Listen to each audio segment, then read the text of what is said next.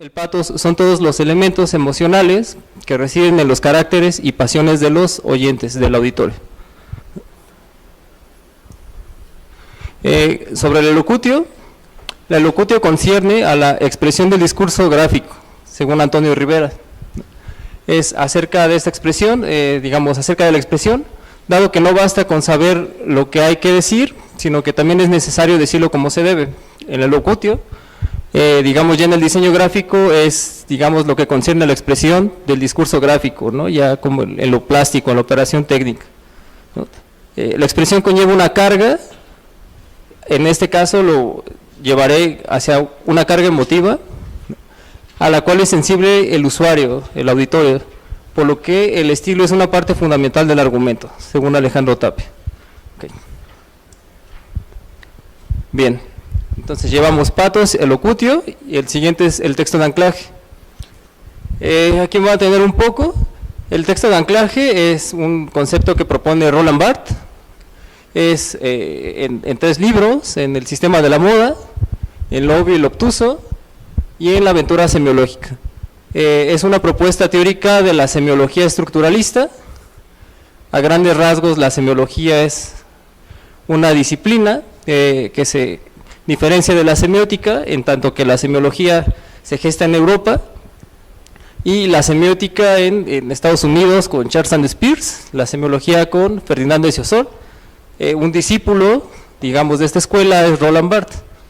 El estructuralismo es una corriente de pensamiento en la que están, o se pueden clasificar, por ejemplo, a Jacques Lacan, de psicoanálisis, está, por ejemplo, Roland Barthes, y hay autores que clasifican a Michel Foucault con el libro de las palabras y las cosas, ¿no?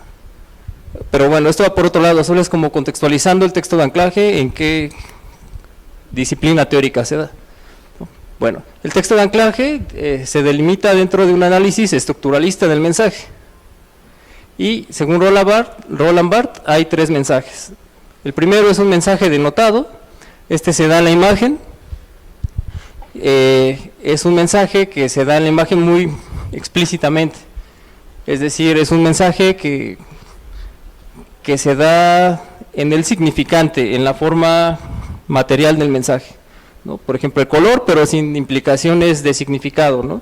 Por ejemplo, si es un color negro, no hay una implicación del mal, por ejemplo, ¿no? Eso tendría que ver con un segundo mensaje, que es el mensaje connotado, el cual conlleva a la ideología, ¿no? Por ejemplo, podría ser el negro es maldad, o el negro es una representación de algo moralmente malo, no sé, ¿no? Etcétera. Estos no me voy por ahí. Yo me quedo con el tercer mensaje, que sería el mensaje que se da la relación entre imagen y texto lingüístico, ¿no? La propuesta teórica específicamente se da en el texto lingüístico.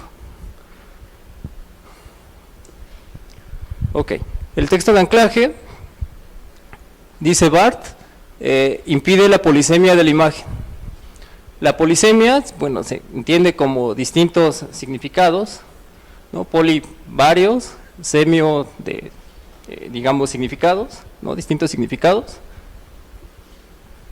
Impide la polisemia de la imagen, ¿no? ¿Por qué? Porque la imagen puede dar pie a diversidad de interpretaciones, incluso proyectivas y muy personales. Hay una metáfora de Edgar Sandoval, un semiótico y hermeneuta.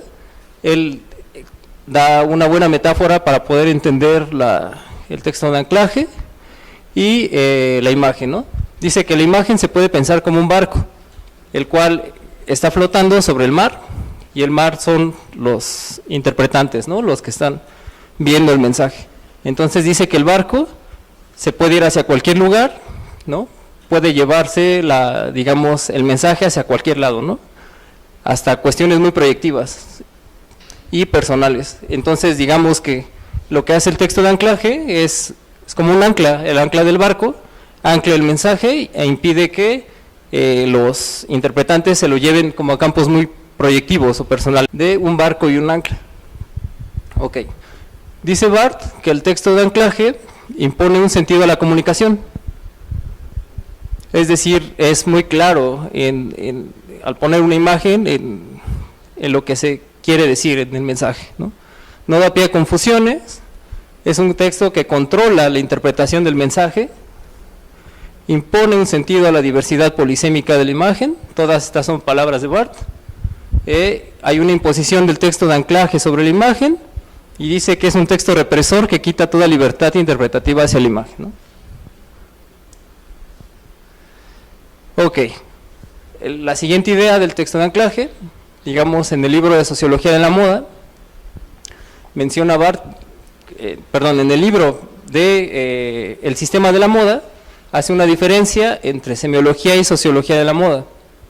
Dice, ¿cuál es la diferencia entre sociología de la moda y semiología? Bueno, la sociología de la moda estudia, por ejemplo, en el vestido, estudia el uso del vestido, ¿no? Que el corte, pero es en tanto que sirve para tapar el vestido, ¿no? No hay una significación que va más allá de él. Su uso es una cuestión del vestido mismo, ¿no? Entonces, digamos, las costuras, las medidas, el tipo de tela, ¿no? Etcétera. Y esta, dice Barth, se puede ver en la imagen del objeto. Ahorita vemos un ejemplo. A diferencia de la semiología, dice que hay unas implicaciones simbólicas del vestido, por ejemplo, ¿no? Del objeto, ¿no? Que tienen que ver con algo que va más allá del objeto, ¿no? Son significaciones que tiene y tiene que ver con la forma como la gente concebirá ese vestido, ¿no? Y ahí es en donde él posiciona la moda. Ok, dice que estas implicaciones simbólicas del vestido tienen que ver con algo que va a llamar adjetivos del mundo, no con adjetivos del vestido, ¿no? Ahorita lo explicamos. Por ejemplo, ¿no? El objeto mismo sería el vestido, y eso, dice Barth, lo estudia la sociología de la moda, y eso no interesa, ¿no? Lo que importa es lo que estudia la semiología, y sería la significación del vestido, ¿no? Por ejemplo, en el texto de anclaje, sería elegante noche, ¿no? Algo que no tiene nada que ver con el vestido, con la tela, con la costura, y que tiene que ver con una concepción social, ¿no? Que son lo que Barth llama adjetivos del mundo, ¿no? Lo deja muy abstracto. ¿A qué se refiere con mundo? El mundo es una concepción filosófica, la filosofía se pregunta por el mundo, ¿no? Por el Welt. Es una concepción que tiene que ver con universalidad, ¿no? O sea, lo deja muy universal, ¿no? Quizá con una influencia filosófica. Aquí la propuesta tiene que ver con quitar la palabra mundo, ¿no? De la filosofía y poner la palabra contexto social. Para esto me auxilio de la psicología social discursiva, ¿no? Ya de las ciencias sociales, ¿no? Específicamente, por ejemplo, este vestido a quién se dirige, ¿no? A un auditorio específico, a un contexto específico, que va a ver el vestido de una manera muy específica, ¿no? Ahorita lo voy desarrollando. Ya no tiene que ver con el mundo, no es algo abstracto, es algo concreto, algo de un contexto. Bueno, la psicología social discursiva, digamos, es como la tercera rama. Al final ya todo se entrelaza y ya cobra más sentido. Entonces, la psicología social discursiva concibe, digamos, las emociones como construcciones sociales que se dan a través del lenguaje. Bueno, ¿qué tienen que ver las emociones con lo anterior? La propuesta es que este texto de anclaje construye emociones en quien lo ve, en quien lo mira, ¿no? Entonces necesitamos un enfoque de las emociones que tengan que ver con un contexto social, ¿no? En este sentido, las emociones no son producciones químicas que se alojan en el cerebro o que se construyen por cuestiones cerebrales, ¿no? Este enfoque no lo niega, simplemente la pregunta tiene que ver con cómo se producen las emociones socialmente, ¿no? Entonces, concibe las emociones como construcciones sociales que se dan a través del lenguaje. Lenguaje y emoción van ligados en la psicología social discursiva. Entonces, estudia la práctica cotidiana del uso del lenguaje. O sea, un grupo social tiende a usar el lenguaje de una manera muy diferente a la de otro grupo. Pensamos, por ejemplo, en el lenguaje de alguien de la Condesa, ¿no? Y en el lenguaje de alguien de Tepito, y en el lenguaje de alguien de Ciudad Neza. Son lenguajes diferentes, no hay una concepción universal de mundo. Hay una cuestión de practicidad, ¿no? De uso del lenguaje cotidiano. que va a construir emociones concretas en contextos específicos, ¿no?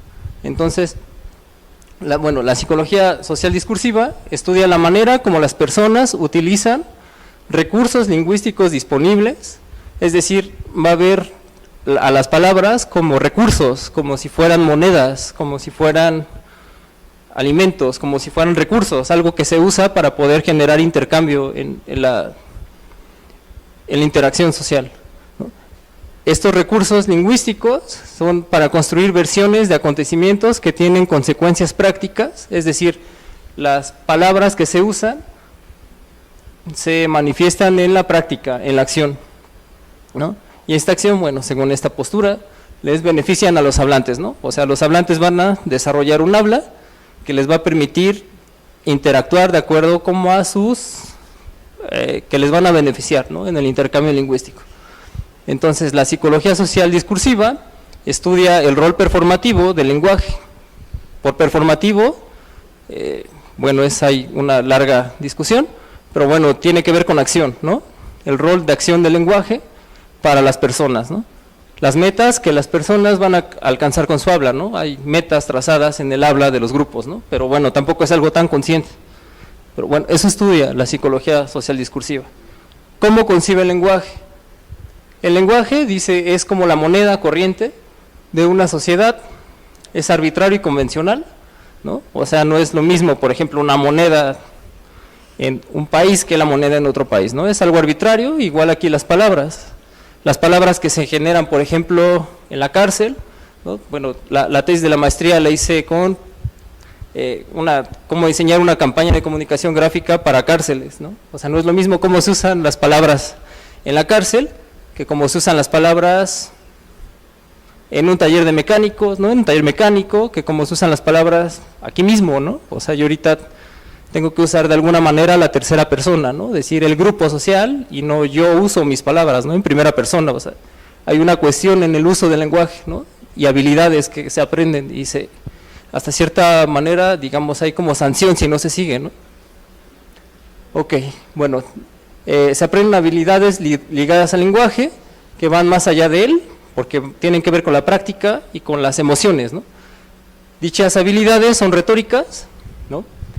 O sea, tienen que ver con la persuasión, en un sentido, por ejemplo, culpar, disculpar o justificar, ¿no? Si ahorita yo, por ejemplo, digamos, toso, ¿no? O eructo, cualquier cosa, me disculpo y hay un acuerdo entre el auditorio, ¿no? Y yo, en el cual me disculpo y digo, discúlpeme, ¿no? Pues ya, hay como un acuerdo ahí ligado, ¿no?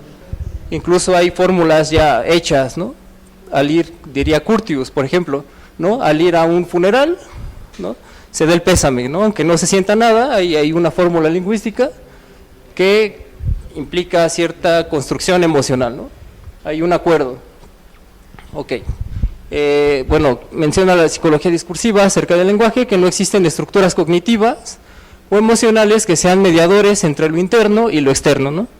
O sea, para esta postura no hay emociones que están guardadas en lo interno y que después se van a expresar, ¿no? O sea, no es que lo niegue, simplemente la pregunta va por otro lado, ¿no? Esta postura dice que las emociones se construyen en la interacción, en el habla, ¿no? Afuera, no adentro y luego afuera, sino en la interacción misma se van construyendo emociones a través de las palabras.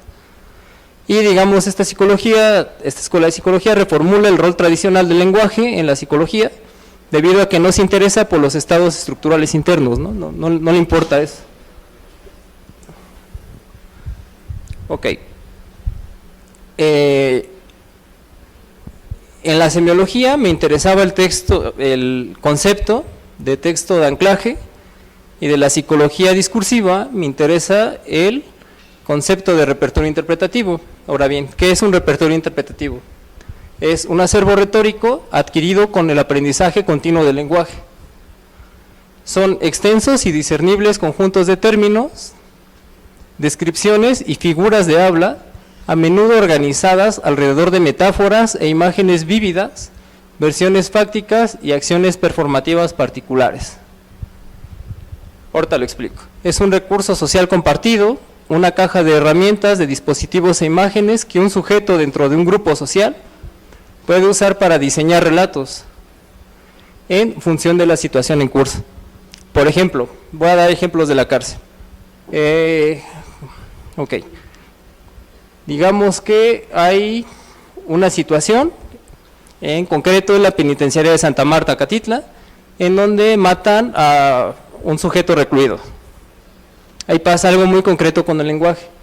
Cuando eso pasa, hay el que mata, usa o grita ea, ea, así, ea, ea, así grita, y en ese momento la convención establecida es que todos se tienen que callar y dejar de hacer lo que están haciendo, y si no, narran, ¿no?, digamos, el material, el trabajo de campo, narran que se les corta un dedo, ¿no?, a quien habla, o se les golpea, se les deja mal, ¿no?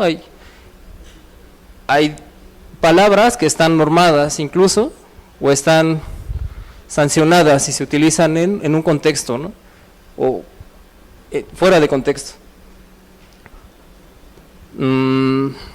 Otro ejemplo, por ejemplo, cuando un sujeto recluido mata a alguien más en nombre de otro interno, digamos como un ofrecimiento a alguien más, se le llama brindar, ¿no? Otro ejemplo, ¿no? Por ejemplo, cuando alguien es un subordinado, digamos en la cárcel es como el de la escala social más baja, le dicen monstruo, ¿no?, lo monstrean. Entonces, no cualquiera es monstruo y no cualquiera brinda, ¿no? Digamos, un monstruo puede ser brindado. Y ahorita ya empiezo a hablar como si estuviera en la cárcel, ¿no? Y quizá eso empieza a marcar cierta distancia, ¿no?, porque son palabras distintas a las usadas, ¿no? En este sentido, un repertorio interpretativo podría ser un ejemplo, ea, ea, ¿no?, brindar, o monstruo, ¿no? Su uso funciona solamente mientras los miembros del grupo social acuerden implícitamente usarlos de acuerdo a las reglas del juego, ¿no?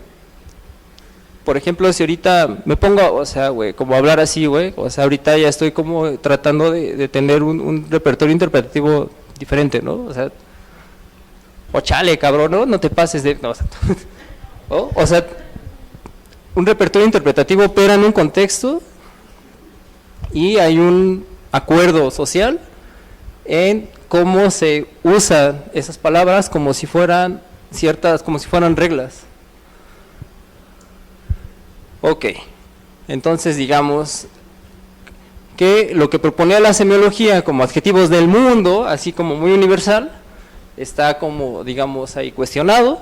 La propuesta es aterrizarlo un poco con la psicología discursiva, con que no son adjetivos del mundo, sino que son palabras concretas de un contexto social que da cuenta de las emociones de ese grupo social específico, ¿no?, con el concepto de repertorio interpretativo y particularmente en el diseño gráfico es el lenguaje de un auditorio que da cuenta de sus emociones. La propuesta teórica es la de texto emocional de anclaje, ¿no?, que resumiendo sería como una conjunción entre semiología, psicología discursiva y retórica. Ahora bien, hay dos cosas para el texto emocional de anclaje. La primera tiene que ver con que son emociones del auditorio, pero ¿qué es un auditorio?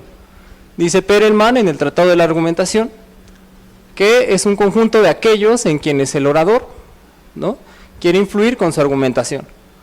Entonces, digamos que el concepto de contexto social o de grupo social de la psicología discursiva, al traer al diseño gráfico sería auditorio o usuario, auditorio, ¿no?, porque es retórica, no me meto con usuario, ¿no?, y tiene que ver con particularizar la significación del objeto, ¿no? Digamos, por ejemplo, el ejemplo que manejamos del objeto era el vestido, ¿no?, sería como particularizar la significación del vestido, ¿no?, situarla en un grupo de sujetos que comparten creencias y emociones, es decir, un auditorio, ¿no?, es situar los adjetivos del mundo en un auditorio y utilizar esa significación circunscrita para cargar de sentido al objeto y después devolvérselo al mismo auditorio de donde se obtuvo esa significación. en esta propuesta pues es demasiado extenso, ¿no? Digamos, la propuesta metodológica para poder hacer eso. Aquí no da tiempo, aquí solo es como un concepto, ¿no? Una propuesta conceptual, pero bueno, digamos que la propuesta completa es que se tiene que ir a un auditorio, estudiarlo, estudiar sus palabras y saber esas palabras en relación a qué tema, ¿no?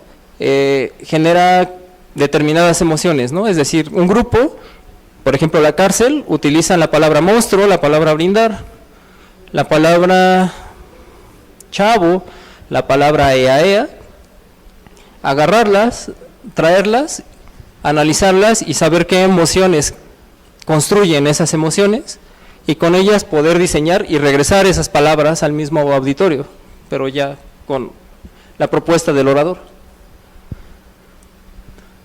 La segunda propuesta del texto emocional de anclaje tiene que ver con los repertorios interpretativos, tiene que ver con nombrar a los adjetivos antes del mundo, ¿no? Ahora como del auditorio, como repertorios interpretativos, ¿no? Lo que comentaba, o sea, no nombrar al vestido como elegante noche, ¿no?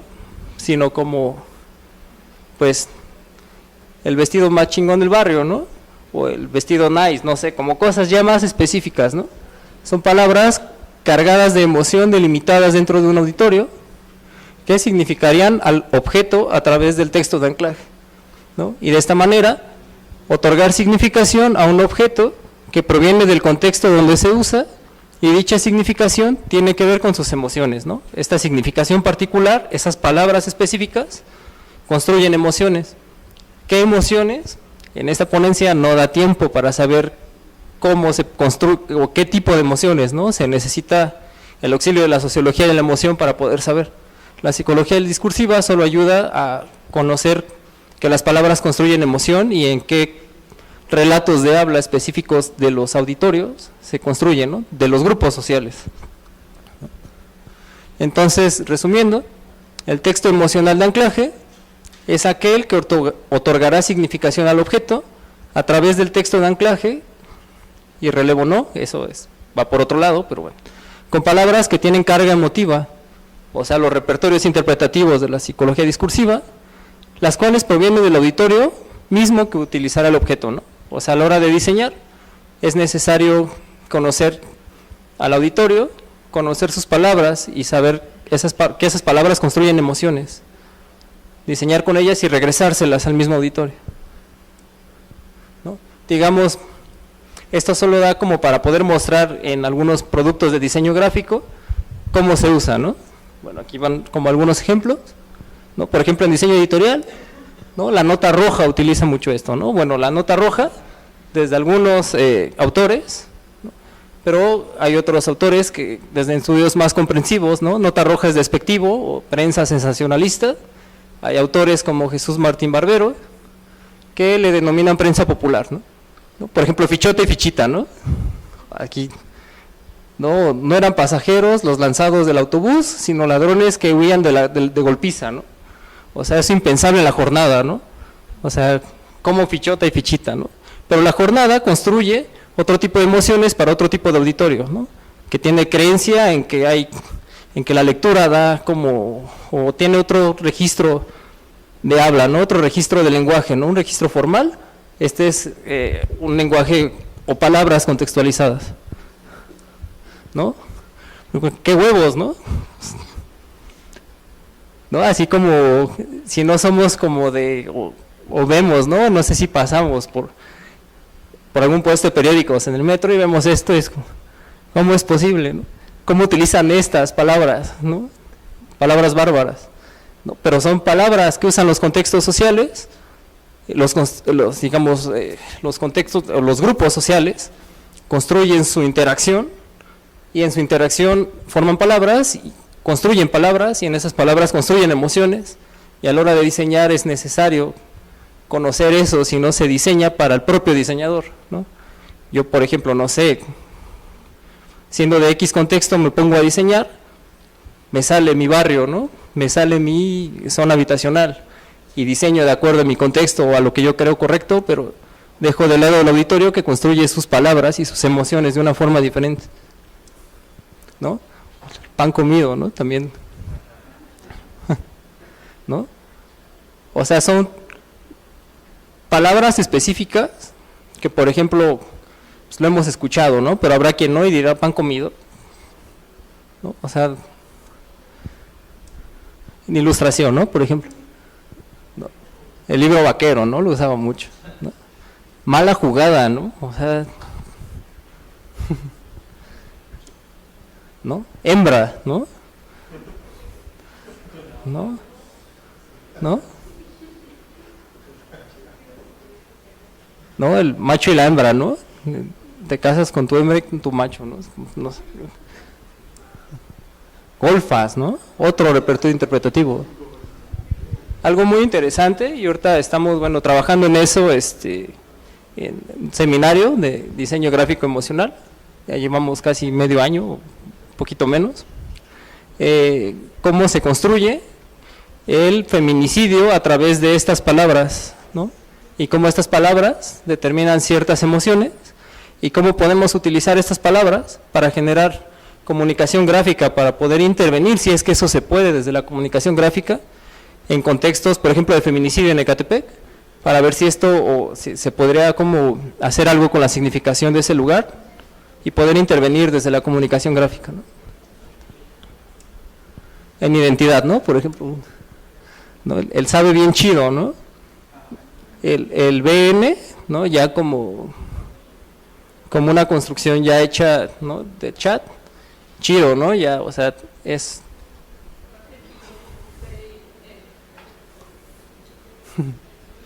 Sí. Y es, digamos, el producto ya no es el producto para todos, no es un producto universal, sino es un producto contextualizado por las palabras y esas palabras con emociones, ¿no? Aquí habría que ser como, siendo más estrictos, habría que ver qué significa chido con una propuesta metodológica muy específica, pero bueno, chido, pues ahí, ¿no? O sea, uno puede intuitivamente saber, ¿no? Como que, no sería lo mismo, saber bien culero, ¿no? O sea, sería como... ¿no? El mini chuper, ¿no? También. ¿No? Digamos, en este sentido, el barrio es como muy... propone, ¿no? Porque son las palabras del barrio y el mismo barrio se diseña a sí mismo, ¿no? Y ahí surgen cosas interesantes.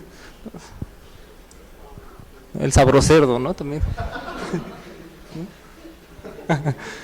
Su comida atascada, espero. ¿No? De cartel, por ejemplo, ¿no? El rockeando. O sea, es como muy concreto, ¿no? De un grupo, ¿no? Se roquea, ¿no? Como verbo, ¿no? ¿No? Se solicita viene, ¿no? También. Informes con el encargado de los viene, ¿no?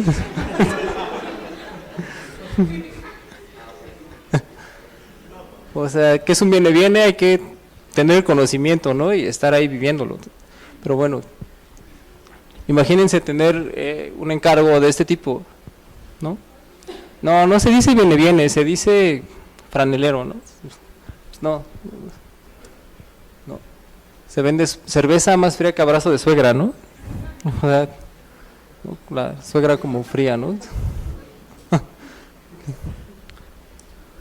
¿No? Quizás esté en España, no lo sé.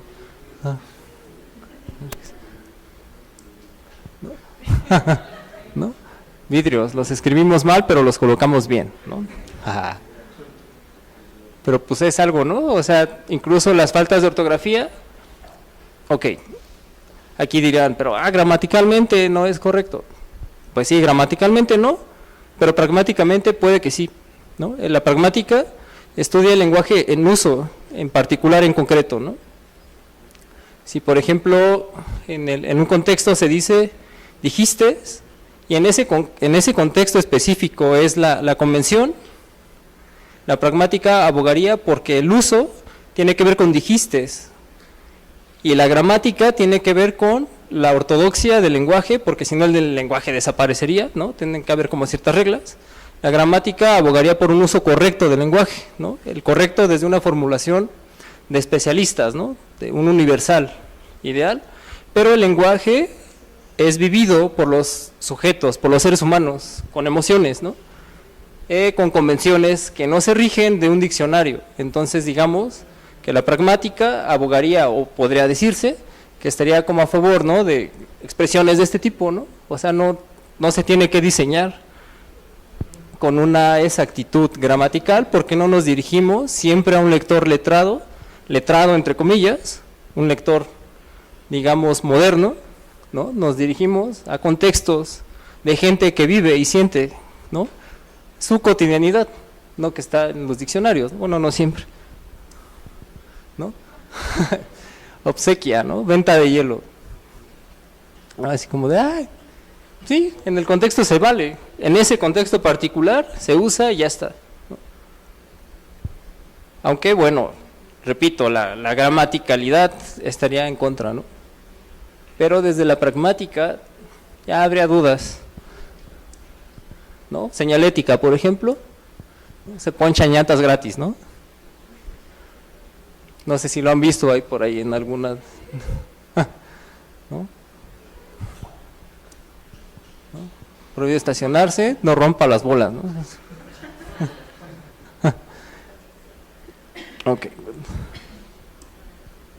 Ok, pues es todo, muchas gracias.